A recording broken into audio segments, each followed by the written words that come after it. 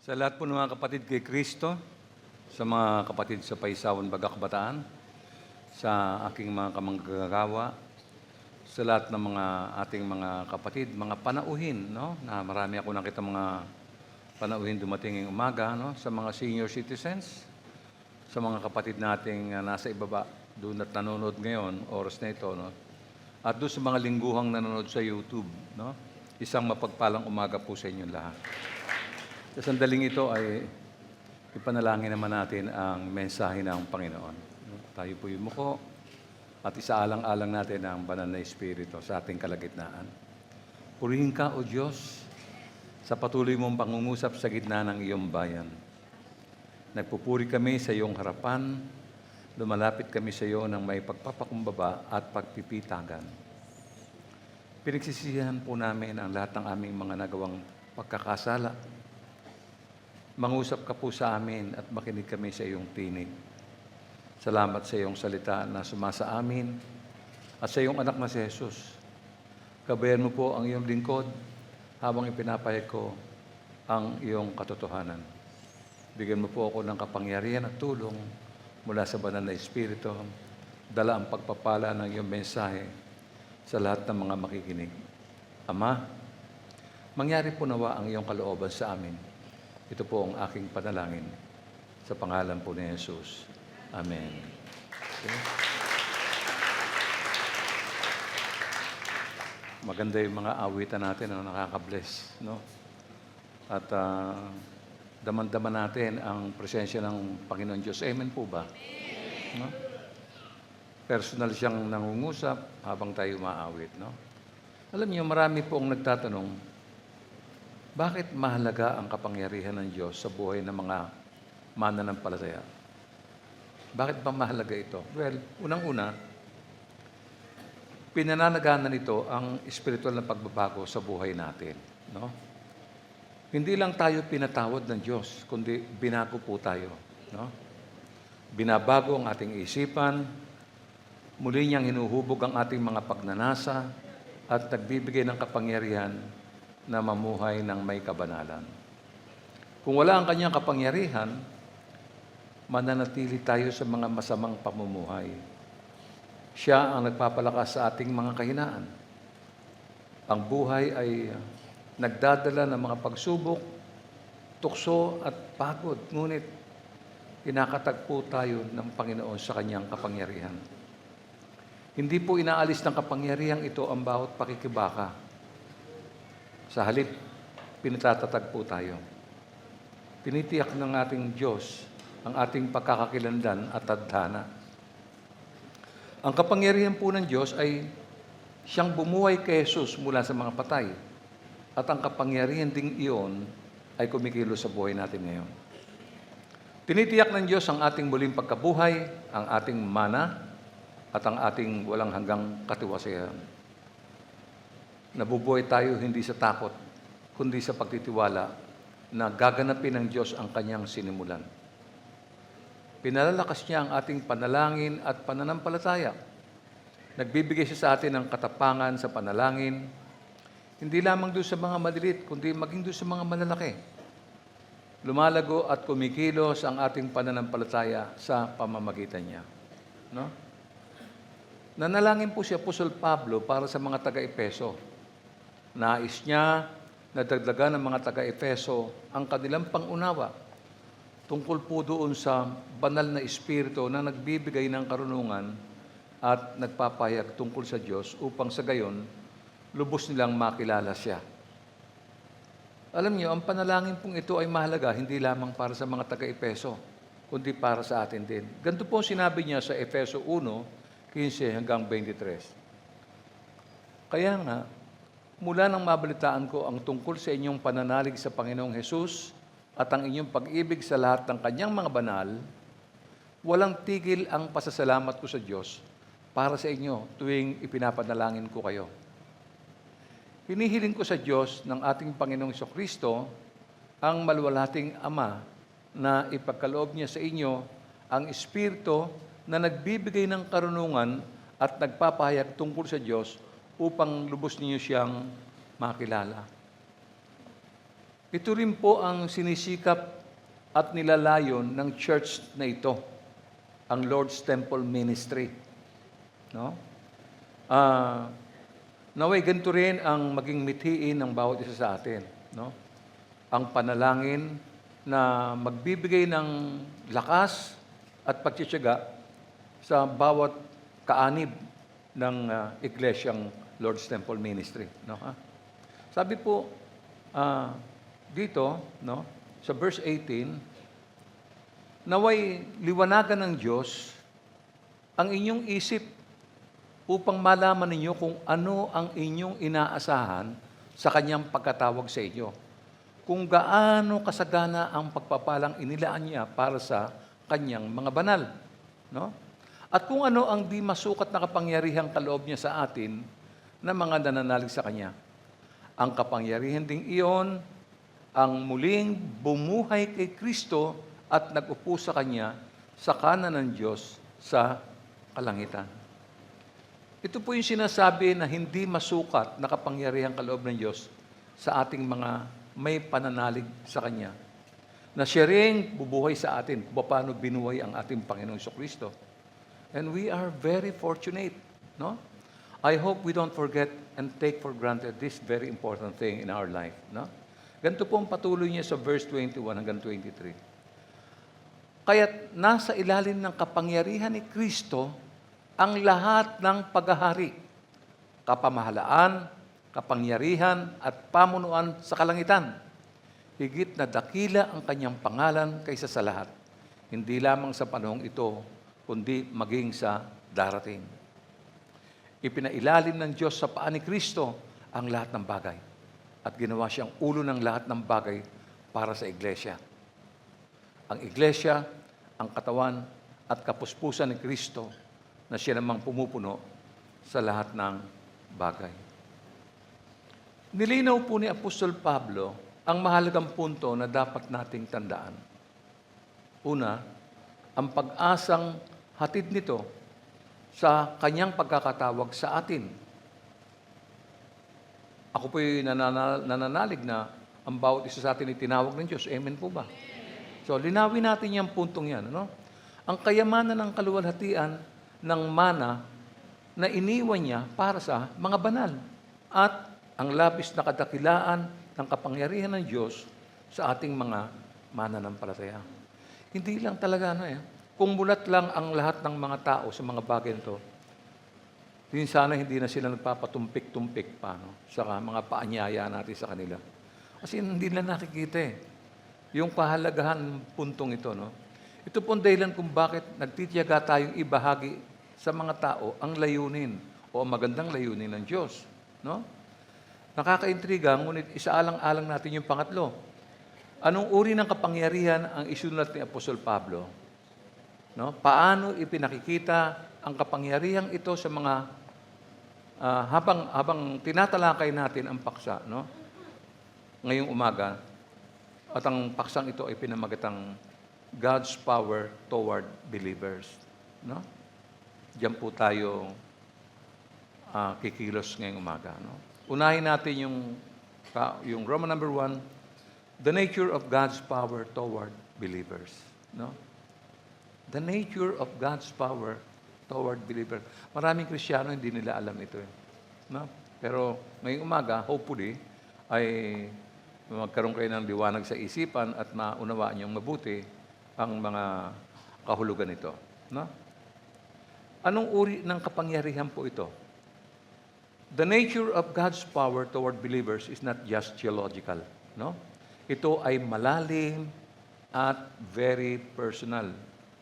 Nagbabago po ito at aktibo sa pang-araw-araw na buhay natin. No? The Scripture speaks of immeasurable greatness of His power towards us who believe in Him. No? Hindi masukat na kapangyarihan, kaya tuklasin natin kung ano ang ibig sabihin nito. No? Letter A, the same power work in Christ.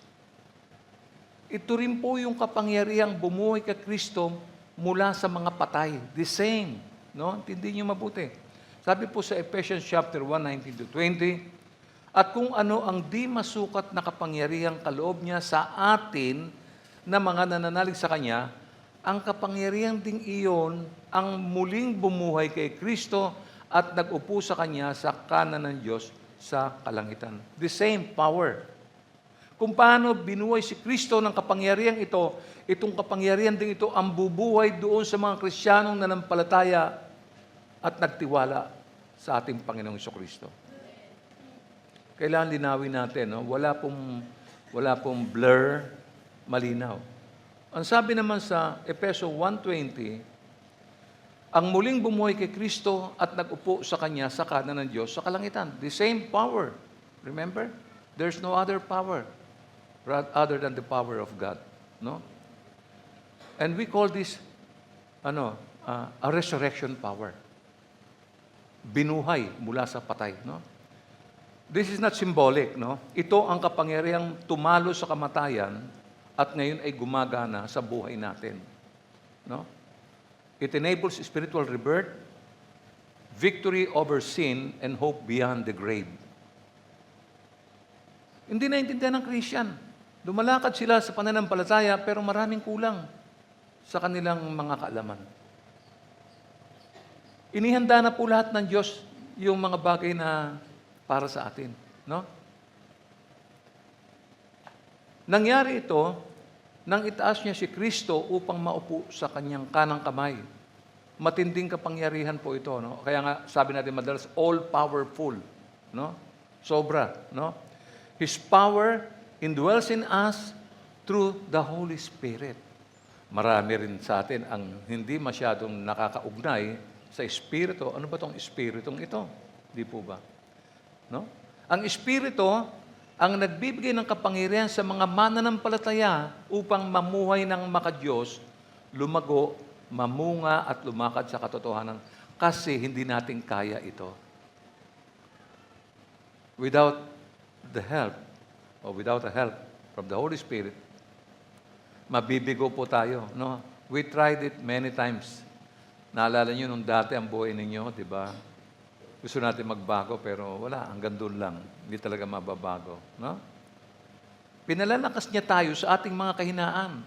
Siya ang namamagitan, maging sa panalangin, at patuloy na binabago niya ang ating pagkatao araw-araw. Hanggang sa maging ganap tayo. He gave us protective and sustaining power. Sustaining power, hindi lamang po kapangyarihan. No? At ang kapangyarihan ito ang nagbabantay sa atin sa pamamagitan po ng pananampalataya. No? Iniingatan tayo hanggang sa ganap na mahayag ang kaligtasan sa buhay natin. Tandaan nyo, ang Diyos na ito ay hindi po passive. Siya po ay aktibong tumutulong sa atin sa mga pagsubok, sa mga tukso, maging sa mga spiritual na pakikibaka natin. No? He gave us guidance and equipping power. I always mention the term power. Sapagkat wala pong ibang panggagalingan ng kapangyarihan kundi talaga ang Panginoon lamang. No? Hindi lang mga ito, no? Inilagay ng Diyos ang lahat ng bagay sa pagpapasakop kay Kristo. Can you imagine that? No? Sabi po sa Efeso 1:20 to 21 to 23, pakinggan nyo. Kaya't nasa ilalim ng kapangyarihan ni Kristo ang lahat ng paghahari, kapamahalaan, kapangyarihan, at pamunuan sa kalangitan. Higit na dakila ang kanyang pangalan kaysa sa lahat. Hindi lamang sa panahong ito, kundi maging sa darating. Inyo? Kita niyo po yun? He gave us guidance and equipping power. Ang banal na kapangyarihan niya nagbibigay sa atin lahat ng kailangan natin para sa buhay at kabanalan.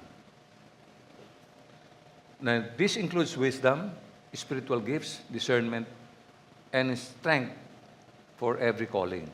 No? Ito ay inihahayag ng kataas-taasang kapangyarihan ni Kristo.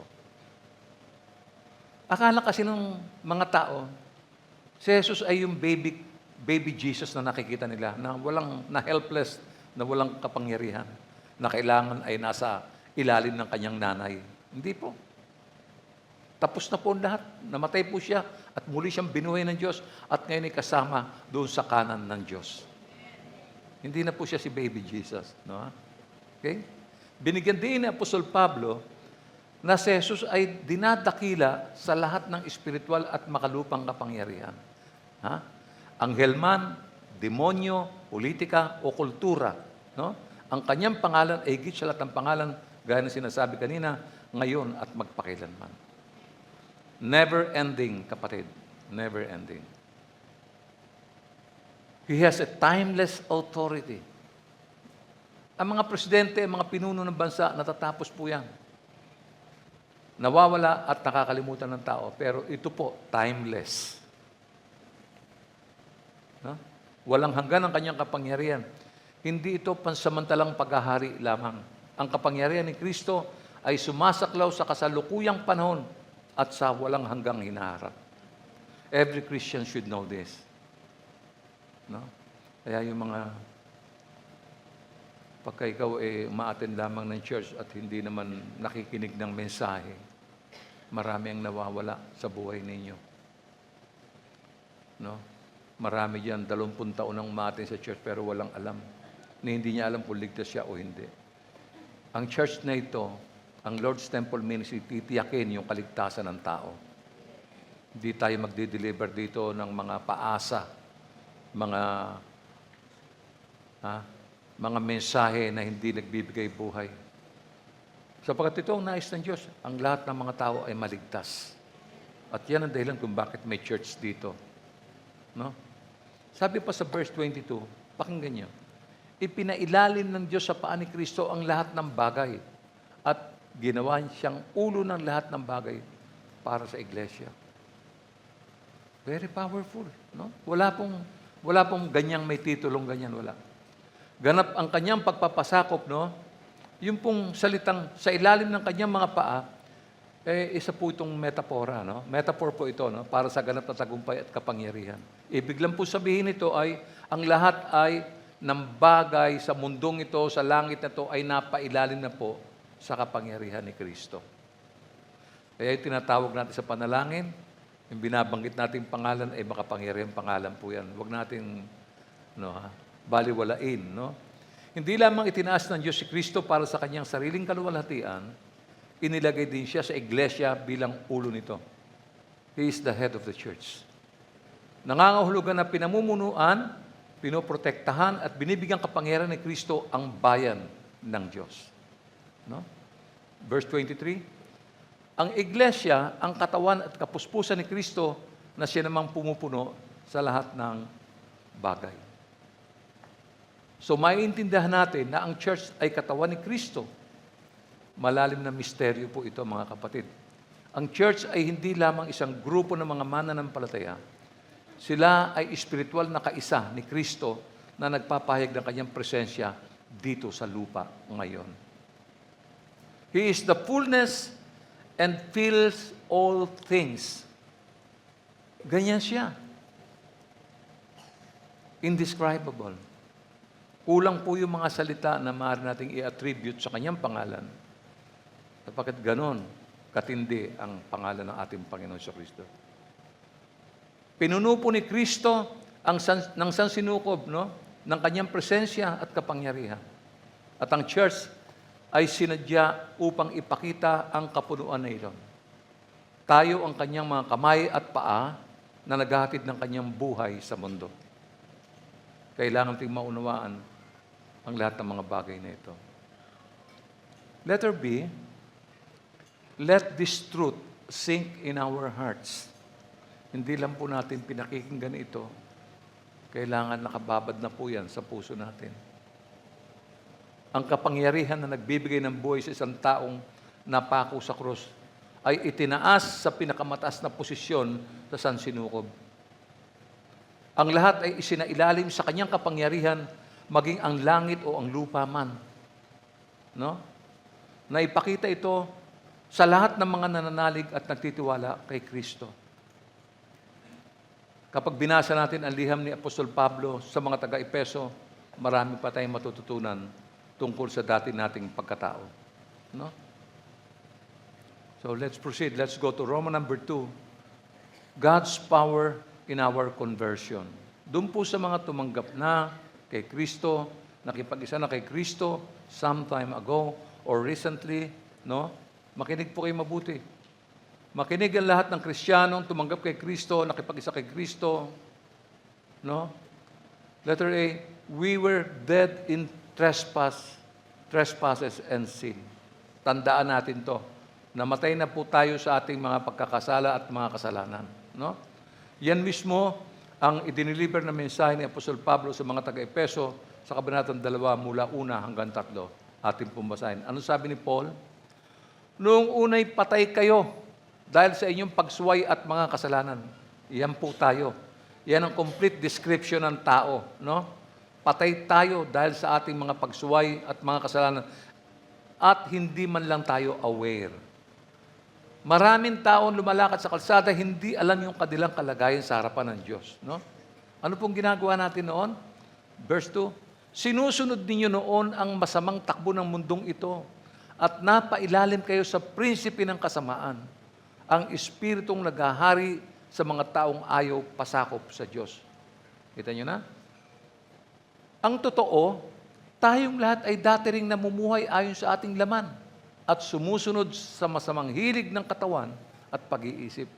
Kaya't sa ating likas na kalagayan, kabilang tayo sa mga taong pinapupuotan ng Diyos. Yan tayo noon. Ewan ko kung may mga naiiwan pa. Ganyan po tayo. Yan yung description ng mga taong hindi kilala ang Diyos. No?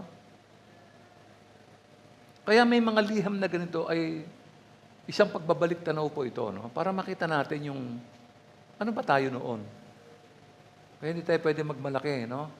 Kung tayo man ay nakalaya na sa kasalanan, kung tayo man ay naglilingkod sa Panginoon, wala tayong dapat na ipagmalaki. Sapagkat lahat po ito gratis de amores. Bigay lang yan at libre. Wala tayong pinaghirapan dyan. Wala tayong ginawang effort para tanggapin natin ang biyayang ito na kaloob ng Diyos sa atin. Kailangan maintindihan natin mabuti, no? Kaya nga dahil dito, dapat tayong lumakad at mamuhay ayon sa takbo at dapat, kung tayo naligtas na, kung talagang tayo naligtas na, dapat ba tayong mamuhay ayon sa takbo at paraan ng mundong ito? Ganun pa rin ba yung lalakarin natin daan? No? Ganun pa rin ba? Yung mga pamumuhay natin dati, alam niyo ba yun? No? Naglalasing, no? May mga bisyo, kung ano mga babae at lalaki, pareho lang.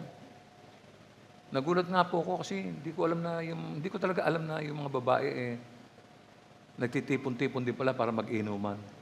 Nakita ko yan nung ako yung naglilibot sa bagong baryo. Doon ko lang nakita, totoo pala ito. Ngayon ko lang shock po ko. Hindi kasi ako sanay sa ganun, hindi ko alam yan eh. Alam ko kung naglalasing mga lalaki lang. Pala mga babae, pagka nag-away-away na rin sila, magulo. No?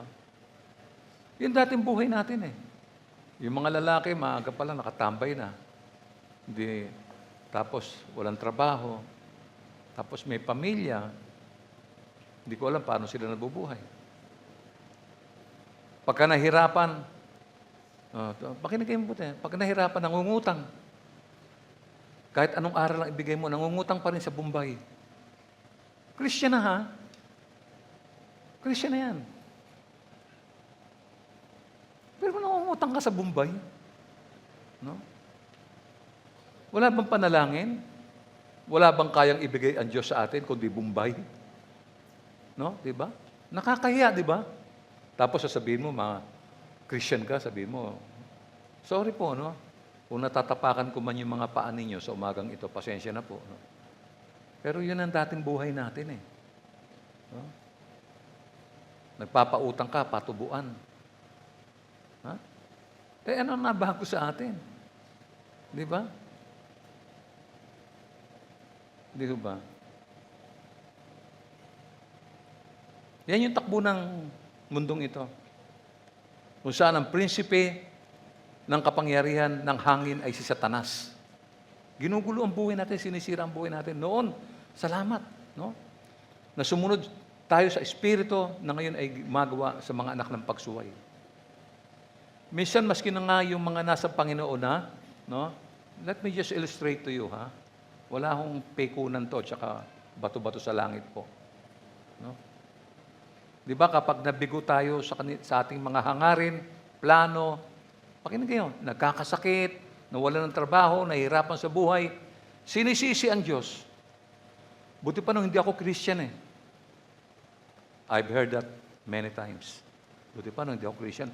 Nung hindi naman ako Christian, hindi ako ganito eh. Kasi hindi ka aware sa kasalanan noon. Pero ngayon, nakita mo na yung ginagawa mo, yan ang bunga noon.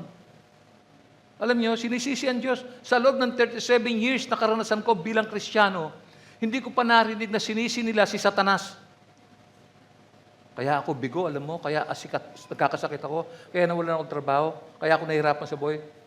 Dahil kay Satanas. Wala ho. Ang Diyos ang palaging sinisisi nila. Di ba? O di ba yung mga namatay sa tsunami nakatingala sa langit? Diyos ang sinisisi mo. Hindi mo tingnan ang buhay mo. Bakit ka nagaganyan? Dahil dito, may mga namumuhay pa rin sa pita ng laman. Hanggang ngayon, tinutupad nila ang mga pagnanasa ng laman at ang pag-iisip. Likas sa mga anak nila. No? Likas na mga anak sila ng poot tulad ng iba. Marami po nakalimot na si Kristo ang nagbibigay ng buhay sa kanila. Sa kabila ng lahat ng ito, anong sinasabi sa letter B? We were made alive in Christ. Yan ang sinabi ni Apostol Pablo sa Efeso 2:4-5. Subalit, napakasagana ng habag ng Diyos at napakadakila ng pag-ibig niya sa atin. Can we say amen? Di ba? Tama po ba yun? Balikan mo nga yung 4. Subalit napakasagana ng habag ng Diyos at napakadakila ng pag-ibig niya sa atin. Amen? Amen?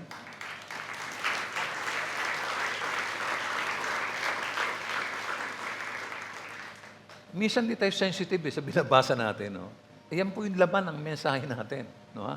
Ang sumunod na talata, tayo'y binuhay niyang kasama ni Kristo noong tayo'y mga patay pa dahil sa ating pagsuway, naligtas nga tayo dahil sa kanyang kagandahang loob. Di ba?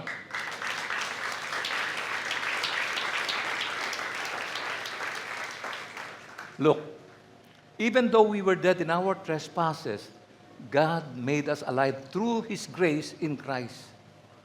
The Apostle Paul explained where and when this happened. Basahin natin.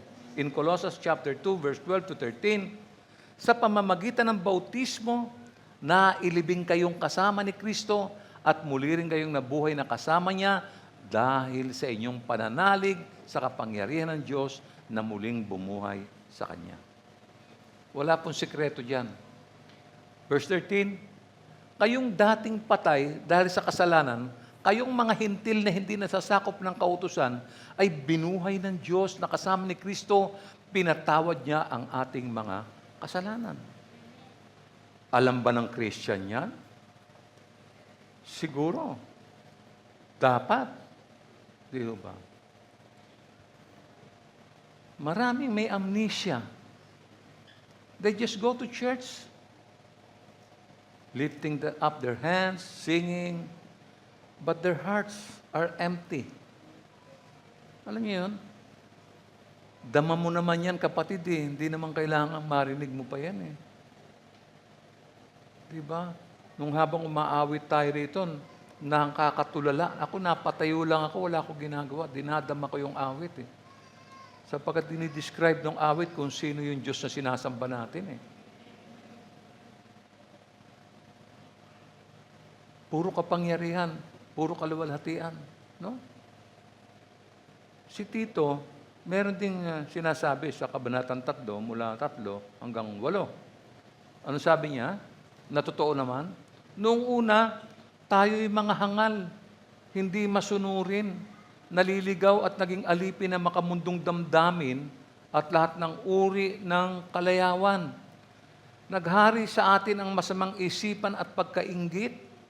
Tayo'y kinapuotan ng iba at sila'y kinapuotan din natin. Ganyan tayo noon. Lahat tayo ganyan. Ang layo na ng buhay natin, nakita nyo? Ganyan tayo noon. Galit tayo sa kanila, galit din sila sa atin. No? Tingnan natin yung verse 4 and 5. Ngunit nang mahayag sa atin ang kabutihan at pag-ibig ng Diyos na ating tagapagligtas, iniligtas niya tayo. Hindi dahil sa ating mabubuting gawa, kundi dahil sa kanyang habag sa atin. Tayo'y ipinanganak na muli sa pamamagitan ng tubig at tayo rin ay binago ng Espiritu Santo. So ano po yung mga sumunod na pangyayari?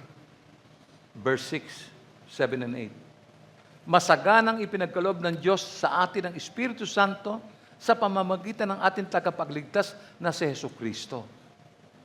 Upang tayo'y gawing matuwid sa pamamagitan ng kanyang kagandahang loob at tayo maging tagapagbana ayon sa ipinangakong buhay na walang hanggan, mapagkakatiwalaan ng aral na ito. Kaya't ang nais ko'y buong tiyaga mong ituro ito sa mga nananalig sa Diyos upang ilaan nila ang kanilang sarili sa paggawa ng mabuti na siyang karapat-dapat at kapakipakinabang sa mga tao. Itinuturo ito sa iglesia.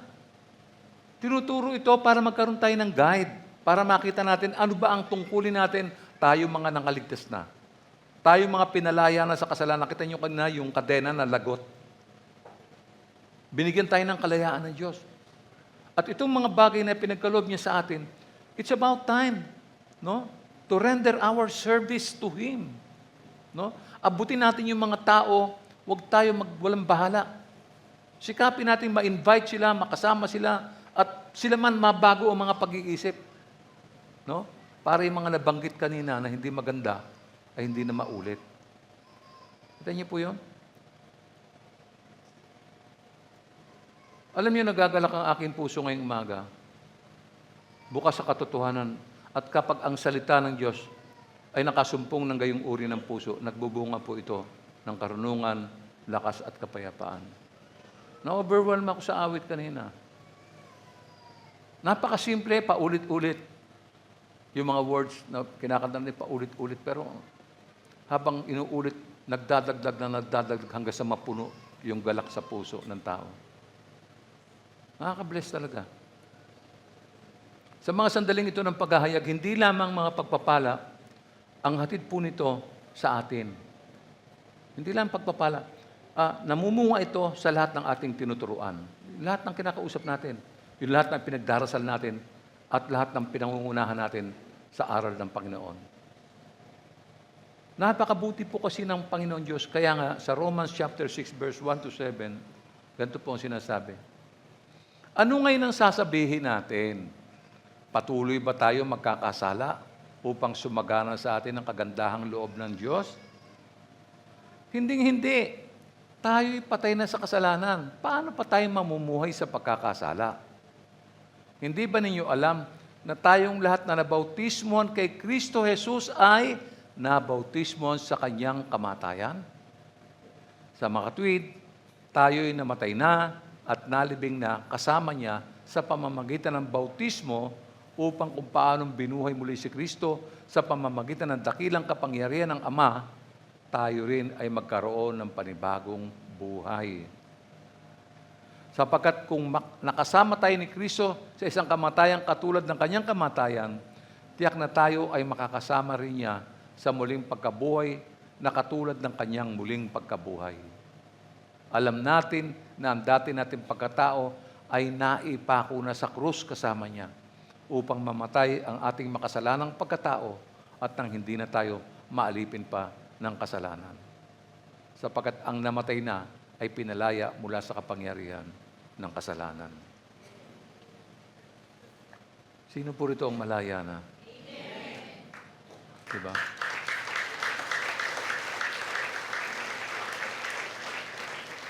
Naintindihan niyo yung huling bahagi? Sapagkat ang namatay na ay pinalaya mula sa kapangyarihan ng kasalanan. Kaya kung pag-aaralan natin, tignan natin ang ating sarili ngayon, tayong mga na-born again, tayong mga Christians, nagkakamali pa rin tayo, nagkakasala pa rin tayo, kanya lang, hindi nagpapatuloy. No? Totoo po yun. Pero may mga withdrawals na matagal eh. Alam niyo, no? May mga taong binago na ng Diyos, hindi na umiinom, pero minsan bumabalik. Di ba? Minsan, ang inaawit niya ay mga Christian songs na biglang minsan nagkakaraoke, mga sanlibutan kanta naman. Ganon tayo mga Christian eh. No? Kamakailan nga, may nakita ko sa TikTok eh. Di ba? Okay lang kumanta sa TikTok, pero sana Christian songs. Eh kung kinakanta natin eh, sanlibutan, walang mensahe yun. Pinananatili mong mabulok yung tao sa pakikinig doon sa mga awit na walang kabuluhan. Pwede naman mag-karaoke. Ang dami naman mga kanta na Christian songs na malay mo, baka biglang makatanggap ka ng mga likes. Di ba? Di ba? Tayo po'y naligtas na sa biyaya ng Diyos. Huwag na tayo bumalik dyan, no? Efeso 2:5. Tayo'y binuhay niyang kasama ni Kristo noong tayo'y mga patay pa dahil sa ating pagsuway. Naligtas nga kayo dahil sa kanyang kagandahan loob. Balikan mo yan, kapatid. Dahil sa kanyang kagandahan loob, kaya ka naligtas, no?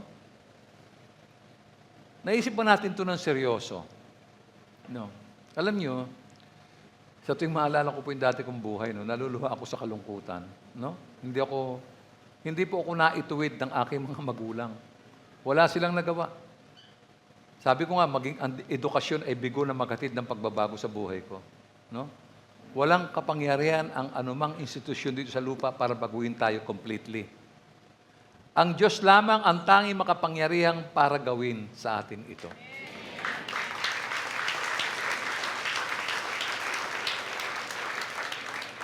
Hindi po tayo nagmamalinis.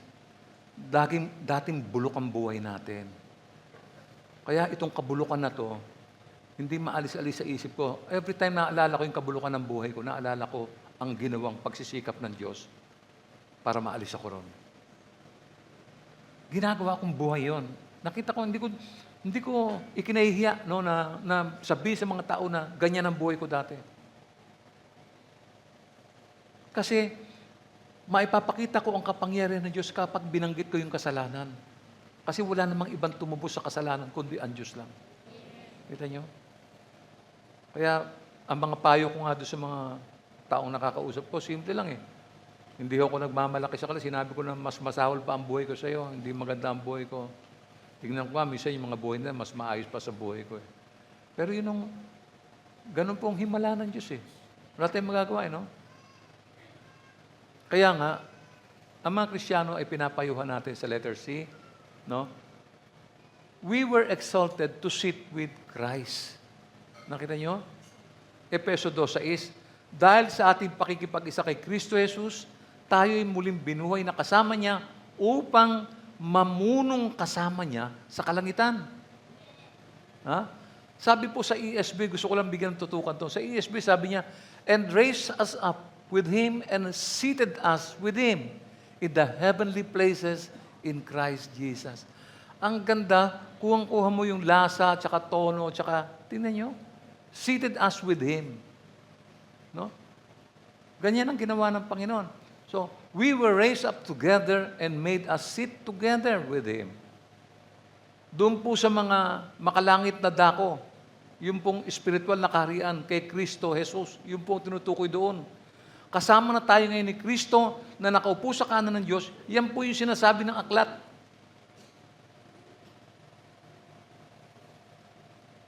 Marami pang diferensya kasi ang isip natin. Maraming bagay na humahad lang sa karunungan natin. Kasi aligaga tayo doon sa mga bagay na panlupa. Hindi natin maintindihan kung minsan, ako, wala pa ako doon, hindi pa ako kasama doon. Now, again, sabi sa letter D, let this wonderful truth sink in our hearts.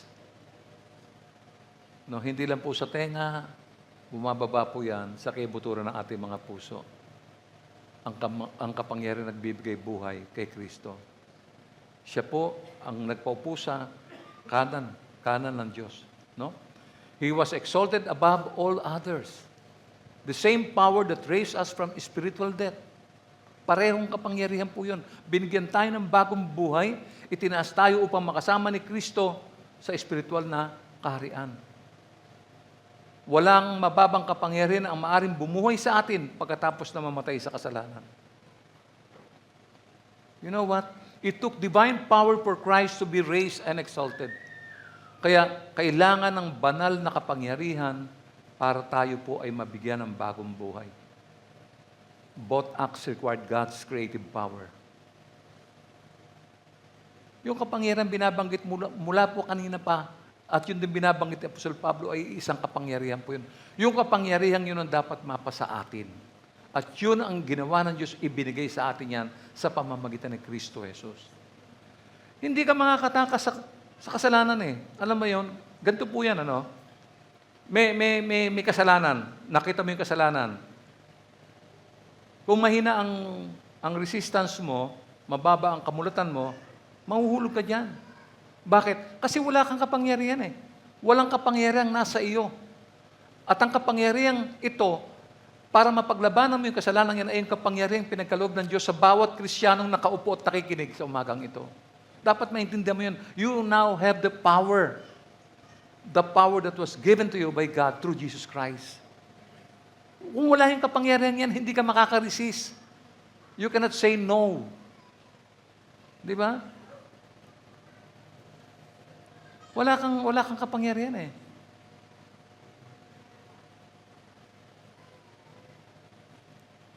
Yun po yun. Ano sabi sa Efeso 2:10? Sapagkat tayo'y nilalang ng Diyos, nilikha sa pamamagitan ni Kristo Jesus upang iukol natin ang ating buhay sa paggawa ng mabuti. Yan ang layuning pinili ng Diyos para sa atin noong una pa man. Hindi ka pa pinapanganak, kapatid. Ayan na ang plano ng Diyos. Wala pa, hindi ka pa lumalabas sa nanay mo. Wala pa yung unang uha mo. Wala pa. Wala kang malay. Yan na po yung plano ng Diyos. No? Yan ang layunin pinili ng Diyos para sa atin noong una pa. Ang ano? Ang iukol natin ang ating buhay sa paggawa ng mabuti. Yan na po yun. Of course, hindi naman madali yan. No?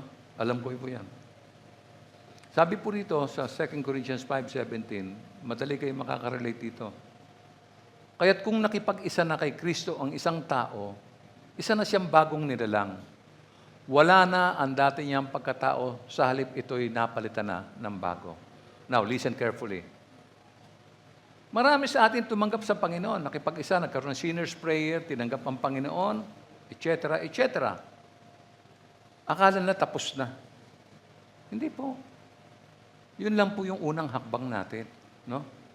Kasi, tingnan nyo, kung talaga nakipag-isa ka na kay Kristo, sabi ng salita, hindi magsisinungaling ang salita, isa ka ng bagong nilalang. Right? There and then. Alam mo ba lahat ng kasalanan mo na isinuko mo sa Diyos, nung oras na yon, pinatawad na lahat ng Diyos. Ang tingin ng Diyos sa iyo ngayon ay malinis na malinis ka. Wala kang kasalanan. Kaya at that moment in time, kung mamamatay ka, save ka na. Believe me. Kasi yun ang sinabi ng Panginoon eh. Yun ang salitang ito ang pwede natin panghawakan at merong guarantee. No? Ano pa sabi niya? Wala na ang dati niyang pagkatao. Yun na, lumipas na. Listen, wala na. Salip ito'y napalitan na ng bago. Ano yung pumalit? Yung bago. Pumalit yung aral ni Kristo. Yun ang bago. Dati wala yun, ngayon meron na. Ngayon, balikan mo. Na-born again ka ba? Tinanggap mo ba ang mga aral na ito? Ito ba yung pinagkaloob sa'yo ng Panginoon? Kung nakipag-isa ka na talaga kay Kristo, wala na yung lumang buhay natin, kapatid. Hindi mo na babalikan yan. Although, sometimes natitempt ka. May tukso kasi eh. Pero dahil may kapangyarihan binigay sa iyo si Kristo, pwede mo nang tanggihan. I can say no now. Wala akong pera, dumaan si Bombay, hindi ako uutang. Maghihintay ako kung ano ang kaloob ng Diyos sa akin sa araw na to. Aasa ako sa Diyos. Get nyo? Kasi ang pag-asa ng tao pag kami utang Bombay. Nakakahiya po yun. Ako, nalaman ko, nangungutang ka sa Bombay, wala na ako na respeto sa iyo. Totoo yun. Kasi hindi isip ko, hindi ka ganyan, tapos biglang ganun ka pala. Di ba? Mali yun. Ang pag-asa mo pala, Bombay eh. Ba't di ka maghintay? Maghintay ka sa Panginoon. Nakakalungkot pong isipin, kung totoong nakipag-isa na kay Kristo ang isang tao, no? Ang sabi po ng Apostol Pablo, wala na ang dati niyang pagkatao. Sa halip ito'y napalitan na ng bago. Kaya kung po sinabing nakakalungkot, madalas kasi hindi ito makita. So, scripture lang. Scripture lang. Pero hindi umaakma sa buhay. Nakita niyo? Alalahanin niyo na ang bawat pagbabalik loob sa Diyos, ang kapangyarihan na bumuhay kay Jesus mula sa mga patay, ang siyang gagamitin sa mga taong sumusunod sa Ebanghelyo ni Kristo. Wala pang shortcut yan. Starting day mo pa lang yon, yung born again ka, tinanggap mo si Kristo, umpisa pa lang yon. So may babantayan ka na ngayon sa buhay mo. Yun po yun, no? Bakit? May guarantee. Ang sabi po ni Apostol Pablo sa Roma 1:6, kayo'y kabilang sa mga tinawag na maging mga tagasunod ni Kristo. Kita mo? Di ba? You were now baptized in the name of Jesus. Nakipag-isa ka na at magiging tagasunod ka na ni Kristo. Kaya yung mga bagay na hindi nakarapat dapat, you can easily avoid it. Iiwasan mo na yun. Hindi ko na gagawin yan. Ganun. Yung mga estudyante na umaasa sa pangungopia pag nag-exam kasi hindi nag-aral. Umaasa sila sa katabi nila. No?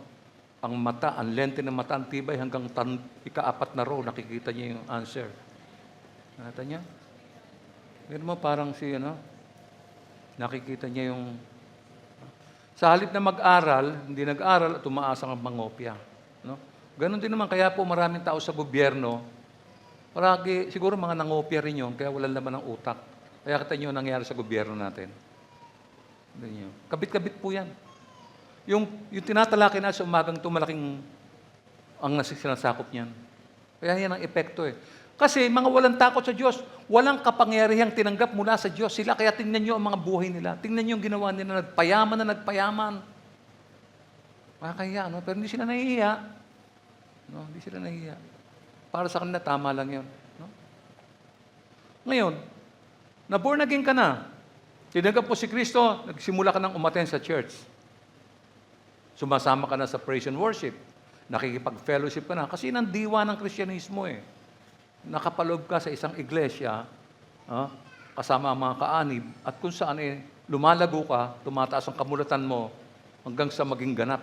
No? Ano sabi ni Peter tungkol sa mga taong yan? Sa 1 Pedro 1:22-23. Pakinggan nyo. So, ngayong malinis na kayo dahil sa inyong pagsunod sa katotohanan at naghahari na sa inyo ang tapat na pag-iibigan bilang magkakapatid, naway maging maalab at taos sa puso ang inyong pagmamahalan. Yan na. Kita nyo na. Sapagkat muli kayong isinilang, hindi sa pamamagitan ng kapanganakang may kamatayan, kundi sa bisa ng buhay at di nagbabagong salita ng Diyos.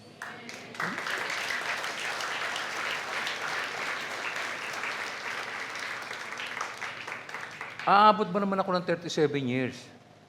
Di ba? Sa kabila ng 37 years, hindi pa rin ako marunong. Patuloy ako nag-aaral. Patuloy ako nag-aapuhap pa ng mga bagay na maraming bagay na gusto pang linawin ang Diyos sa buhay natin. 37 years is not enough. 42 years ako nasa kasalanan eh. 37 pa lang itong nakasampa na ako sa kamay ng Diyos. Isipin ninyo, ang dami pang hindi alam. Kulang pa.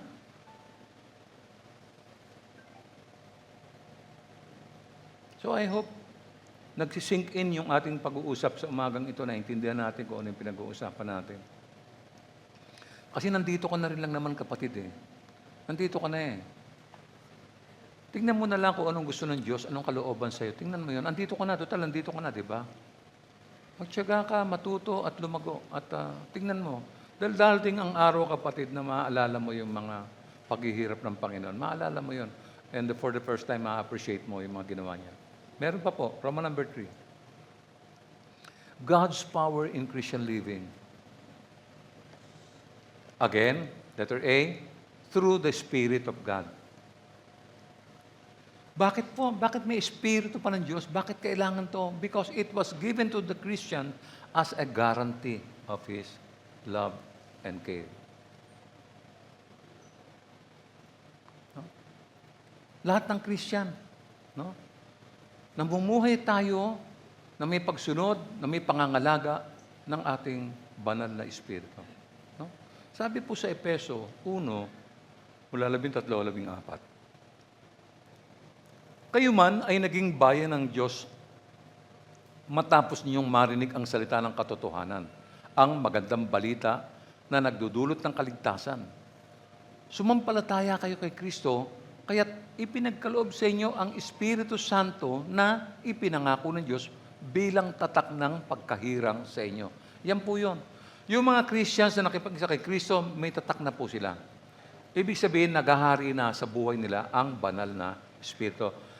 Remember, binanggit ko sa inyo ng mga nakaraan, di ba, na ang tao ay binubuo ng 3 bahagi, katawan, kaluluwa, at espiritu. Buhay yung katawan, tsaka yung kaluluwa. Ang problema, patay yung espiritu. Yan yung binuhay ng Diyos nung ma-born again tayo. Kaya ngayon, nakaka-relate na tayo sa salita ng Panginoon because nakakaugnay na ang Espiritu Santo sa atin. Kaya mahalaga po yan. No?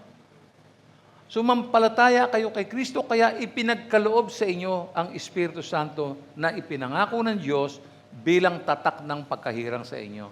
Yung lahat ng Christian na totoong tumanggap, totoong nagsisi sa kanilang mga kasalanan, nakipag-isa kay Kristo, may tatak na ng Espiritu Santo. Siya yung nagsasabi sa iyo kung bawal o hindi. Oy, wag yan. Oh. Yan yung mga panahon na, di ba, gagawa ka ng choice, di ba? Lahat ng bagay. Bibili ka ng bahay, natitirahan mo, pipili ka. Bibili ka ng sakyan na gagamitin mo, pipili ka. Choice lagi lahat yan. Nakatali lahat yan sa kapangyarihan ng Diyos. Kailangan lahat ng gagawin mo may purpose, may dahilan, hindi to incidental lamang. Hindi nyo? Yun po yun.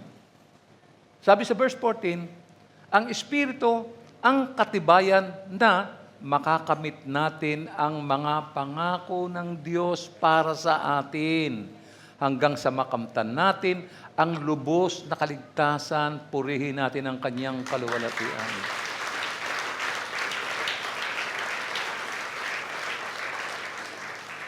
Kanina may mga kausap akong kabataan, mga bata. Natutuwa ako na sa murang isipan nila, mga grade 12 to mga batang ito. Tutuwa ako kasi meron silang interest na dumalo at makinig. That's good. Yan ang magandang start. No? Maraming mga bata, pati mga batang lalaki, nakita ko mga magandang start yan. Pero hindi dyan nagtatapos yan. Kasi patuloy kayong dapat na dumalo para kayo ay lumago. Kasi pag nakita na ninyo yung karunungan ng Diyos sa buhay ninyo sa pamamagitan ng Espiritu Santo, makikita nyo ibang-iba pala yung buhay na pamumuhay nyo noon tsaka ngayon. Makikita nyo, ang laki ng dividing line. Makikita ninyo yan. No, ha? Ano pa ang ginawa ng Panginoon sa atin? Basahin natin sa 2 Corinthians 1:22. Nilagyan niya kami ng Kanyang tatak at pinagkalooban ng Kanyang Espiritu bilang patunay na tutuparin niya ang Kanyang mga ipinangako. Binigay sa atin yan. When we were baptized by the Holy Spirit, yan ang katibayan na tutuparin niya yung Kanyang mga pangako. Sabi pa sa chapter 5, verse 5, ang Diyos mismo ang nagtalaga sa atin para sa ganitong pagbabago at ibinigay niya sa atin ang Espiritu bilang katibay na ito'y matutupad. Lahat ng pinangako ng Diyos, tutuparin niya. Yeah? We don't just read the Scripture. Kailangan natin intindihin mabuti yung sinasabi ng aklat kasi yan po ang salitang nagbibigay buhay sa atin. Sa pamamagitan niya, pinalalakas tayo ng Diyos sa panloob nating pagkatao. Okay? Meron pa po sa Efeso 3:16, basahin natin. Sabi ni Paul, idinadalangin kong palakasin niya ang inyong buhay espiritual ayon sa kanyang kayamanan at katakilaan sa pamamagitan ng kanyang espiritu. Yan yung prayer niya sa mga Ephesians. No? Natutuwa si Paul kasi like us, kami mga leaders dito. Hindi lang naman po ako ang leader. Kami mga leaders, siyempre nag-uusap-usap kami. Ang lagi namin pinaplano ay kung paano namin mapapaunlad ang mga puso ng mga kapatid namin sa church? Paano namin sila mahikayat na mamuhay ng mabuti, no? At masagana? Yan ang pinag-iisipan namin eh. Kaya kami yung lagi nagpapaalala, kami yung nagtsatsagang paulit-ulit, no? Ito po ay para sa karangalan ng pangalan ng Diyos, no? At para sa kaunawaan naman ng mga kapatid, no? So, kaya sabi niya, dinadalahin kong palakasin niya ang inyong buhay espiritual. There's no stopping at this point, brethren. Sabi pa sa Roma, Kabanatang 8, 12 hanggang 13, sabi ni Paul, mga kapatid, hindi na tayo alipin ng likas na hilig ng laman, kaya hindi na tayo dapat mamuhay ayon sa katawang makalaman. Kita nyo na? Sapagkat mamamatay kayo kung mamumuhay kayo sa katawang makalaman. Ngunit kung pinapatay ninyo sa pamamagitan ng Espiritu ang mga gawa ng katawang makalaman, mabubuhay kayo. Hindi naman mahirap intindihin eh. No?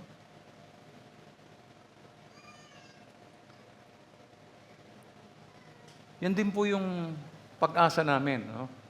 Sa mga kapatid na lahat ayusin natin to. Naalala ko kahapon may kinasal na dalawang kapatid na Anthony at Chris. No? Meron pa mga susunod na ikakasal dito. Kasi may mga nagsasama na may anak na kailangan ituwid yung mga pagkakamali na yan. Hindi bababa ang biyaya ng Diyos sa atin pagka nabubuhay tayo sa ganyan. Kaya sinisikap ng pamunuan ng iglesyang ito na maituwid lahat ang buhay. Alalayan natin sila, tulungan natin sila. Sabi ko nga, yung mga care group leaders, alamin ng leaders, yun yung mga mag-asawang hindi pa kasal doon, yung nagsasama, tapos may anak na. Pagtulong-tulungan natin, iahon natin sila, samahan natin sila, gaya na sinasabi ni Pedro. Naintindihan niyo ba? Tulungan natin sila. Huwag natin pabayaan na attend lang ng attend dito, pero ang buhay nila, ganon. Bawal ng Diyos yun eh. Dapat nakikinig tayo sa salita, dapat sumunod tayo kung tayo po ay talagang susunod at nagmamahal sa Diyos. Kasi ang gusto ng Diyos talaga maganda eh, ang buhay natin. No? Walang kahiyahiya sa atin. Amen po ba? Amen. Kaya pagsikapan natin po yan at pagtulungan tayo, tulungan natin. No? Meron pa po. Sabi naman ng Apostol Pablo, dito po sa Roma 15:13, sabi niya, tingin nyo, puspusin nawa kayo ng Diyos na siyang bukal ng pag-asa at naway pagkalooban niya kayo ng kagalakan at kapayapaan sa pamamagitan ng inyong pananampalataya upang mag-umapaw ang inyong pag-asa sa pamamagitan ng kapangyarihan ng Espiritu Santo. Lagi pong nakaugat sa Espiritu Santo. Nakita nyo? Kasi yan po ang papatnubay sa atin, walang iba eh. Ang Panginoong Jesucristo kasama na ng Ama sa kanyang kanan. So, sino kumikilos, sino nag-ooperate ngayon sa atin dito sa lupa? Ang Holy Spirit. Yan yung iniwan ng Panginoon bago siya umakyat ng langit. Diba? Ang tanong ko, nasa iyo ba ang kapangyarihan ng Espiritu Santo? Sumasa iyo ba? Why don't you invite the Holy Spirit while you pray? Diba? Sabi mo, hingin mo sa Panginoon. Diba? Ito pong talatang ito ay isang kapangyarihang lampas sa ating pangunawa. No? Meron pa po, sa verse 20 to 21, sa Kanya na makakagawa ng higit pa kaysa maaari nating hilingin at isipin sa pamamagitan ng Kanyang kapangyarihang naghahari sa atin, sa Kanya ang kalwalhatian sa pamamagitan ng Iglesia at ni Kristo Jesus magpakailanman. Amen. Meron pa po. No? Ito po yung mga madalas na ginagamit natin sa ating benediction. No? Yan po yun. No? Yan. Now, this enable us to produce the fruit of the Spirit. Ang galing po nito. Basahin natin yung Galatians 5. Dahil sa kapangyarihan ng Espiritu Santo, we are now able. No? Basahin natin yung Galatians 5:22 to 23. Sabi niya, subalit ang bunga ng Espiritu ay pag-ibig, kagalakan, kapayapaan, katiyagaan, kabaitan, kabutihan, katapatan, kahinahunan, at pagpipigil sa sarili. Walang batas laban sa mga ito. Yan po yung fruit of the Spirit. Kaya pag nasa iyo na yung Espiritu ng Diyos, ito yung mga ipapanganak. Minsan nga, nagkikwenta kami magkakapatid eh. No? Inikwenta namin yung mga, ano ba yung nasa akin ha? Balikan nga natin yun. Tingnan niyo ha, tanong mo sarili mo, ha? May bunga ng Espiritu. Meron ka na bang pag-ibig? Tanong mo sarili mo, yung pag-ibig ba ako? Mahal ko ba yung mga kapatid? O naiinis ako, nasusuya ako sa kanila? Meron ka bang kagalakan na dumalo sa church? na makapiling ang Panginoon? Check mo. May kapayapaan ka ba? Yan. Meron ka bang katiyagaan? Yan. Yung katiyagaan, marami po yan. Yung pagdalo sa church, panalangin, no? Ano pa? Kabaitan. Yan. Meron, nakikita ba ang kabutihan sa'yo? Yung katapatan. O, tanong mo sarili mo, ha? Tanong mo, ha? Checkin mo, baka mga 2 lang makukuha mo dyan o 3, no? Ano pa sumunod? Kahinahunan, pagpipigil sa sarili. Nakita nyo? Self-control. Meron ka ba self-control? Mahinahon ka ba? Binibilang ko yan.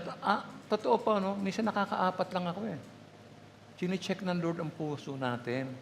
It's good to watch, no? Paglaanan nyo ng panahon, yung saliksikin nyo yung sarili nyo. Ito ba mga bunga ng Espiritu meron sa'yo? Maso-surprise kayo, iba sa inyo baka 2 lang. Oo, maso-surprise kayo, no? Huh? So, andyan po yan upang mapaglabanan natin ang lalang ng dyablo. Tandaan nyo, ang espiritual na puwersa ng kasamaan at upang huwag nating sisihin ang Diyos, sa halip ay si Satanas. No? Basahin pa natin yung liham ni Apostol Pablo sa Efeso 6, 11 hanggang doon. Ano sabi niya? Ano ba yun? 6, 11, and 12.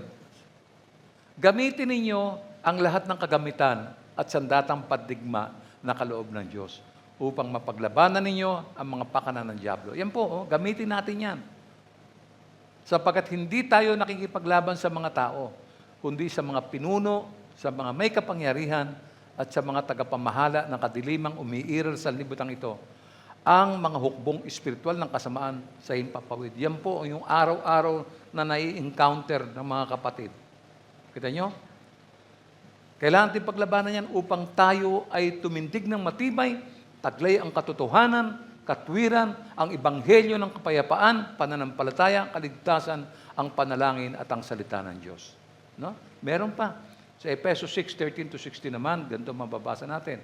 Hanggang ano yan? Hanggang 18. No? Kaya't isuot ninyo ang kasuotang pandigma na mula sa Diyos. Sa gayon makakalaban kayo kapag dumating ang masamang araw na sumalakay ang kaaway, upang pagkatapos ng labanan ay matatag pa rin kayo ng katayo. Tinutukoy dito lahat ng Christian, lahat ng born again. Tinutukoy po lahat yan. Yung lahat ng believers, para sa kanila yan. May ipinapasuot sa atin. Okay? Kaya't maging handa kayo. Ibigay sa inyong baywang ang sinturon ng katotohanan at isuot sa dibdib ang baluti ng katwiran. Isuot ninyo ang sandalyas ng pagiging handa sa pangangaral ng magandang balita ng kapayapaan. Lagi ninyong gawing panangga ang pananampalataya na siyang papatay sa lahat ng nagliliyab na palaso ng dyablo. Isuot ninyo ang helmet ng kaligtasan at gamitin ang tabak ng Espiritu na walang iba kundi ang salita ng Diyos. Ang lahat ng ito ay gawin ninyo na may panalangin at pagsamo. Manalangin kayo sa lahat ng pagkakataon. Sa patnubay ng Espiritu, lagi kayong maging handa at patuloy na ipanalangin ang lahat ng hinirang ng Diyos. Tanya? Pagka nagpipray tayo, hindi lamang tayo. Pati ang mga kapatid natin, pinagpipray natin. Nakita nyo? Hindi tayo sarili lang. No? Marami pa tayong dapat talakayin, pero sa puntong ito ay halos na ipahayag ko na sa inyo ang kapangyarihang ibinigay ng Panginoon sa atin, ang banal na Espiritu, na siyang tutugis sa kaaway every time. No? Sa akin po pagtatapos, may isa po akong katanungan sa inyong lahat. Sa mga nagsasabing mga mananampalataya, pinahalagan po ba natin ang kadakilaan ng kapangyarihan ng Diyos? No? Yung iba, hindi yata napakinggan. No? Bahala kayo. No? Pinasasalamatan ba natin ang kanyang mga ginawa noong tayo magbalik loob? Umaasa ba tayo na magagawa niyang tulungan tayo sa ating Kristiyanong pamumuhay? Amen. Purihin natin siya, no?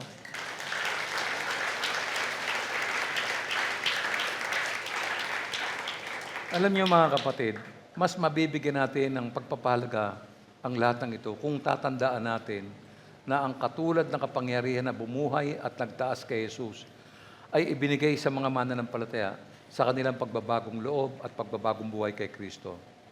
Sa wakas, mga kapatid ko, magpakatatag po tayo sa Panginoon at sa lakas ng Kanyang kapangyarihan. Muli, purihin natin at pasalamatan ang ating Panginoon. Sige po, purihin natin ang Lord. Amen.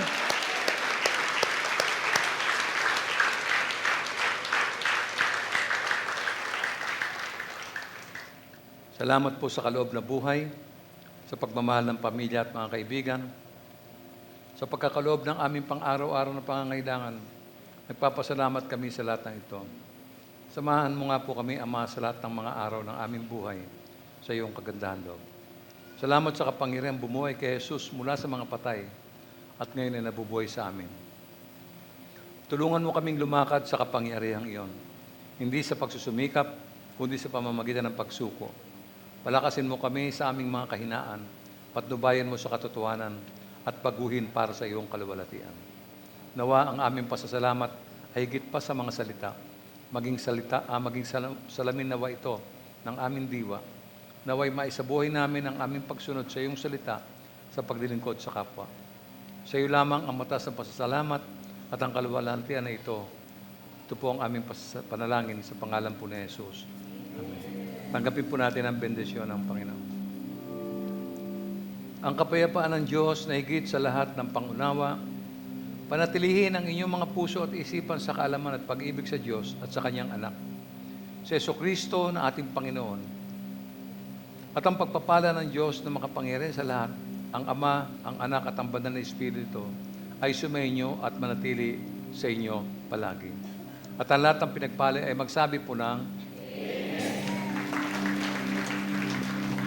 magpatihan po tayo sa bawat isa.